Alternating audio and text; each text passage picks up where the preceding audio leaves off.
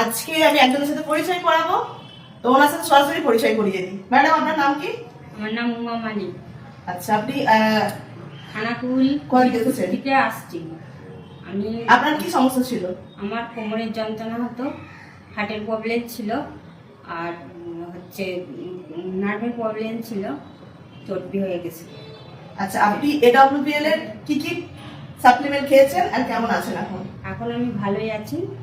আপনি যেগুলো খেয়েছেন সেগুলো আমি বলে দিই। গাইনোডক খেয়েছেন, হ্যাঁ, গিলয় খেয়েছেন, ট্রিপোলা খেয়েছেন, লিভোডক খেয়েছেন, হ্যাঁ। তাছাড়াও কার্ডিওডক খেয়েছেন। হ্যাঁ। এগুলো খেয়ে এখন আপনি পুরোপুরি সুস্থ আছেন।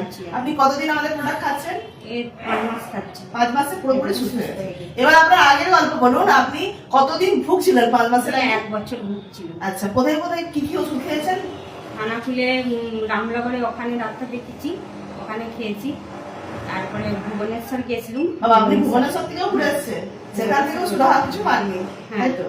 আপনার কিরকম অসুবিধা হতো? আপনি একদম মানে কি কি সমস্যার সম্মুখীন হয়েছিলেন? একদম আমি হাঁটতে চলতে একদমই পারতুম নি, এরকম চেয়ারে বসে থাকতুম, শুধু চেয়ারে বসে থাকতে হতো? চেয়ারে বসে থাকতুম, আর কিছু কাজকর্ম কিছুই পারতুম না। আমি ভাবতাম যে আমি আর বোধহয় ভালো হবো না, এরকম ভাবতাম। আমার ছোট ছোট ছেলে মেয়েরা, তারাই আমার মেয়েরাই সব করতো আমার।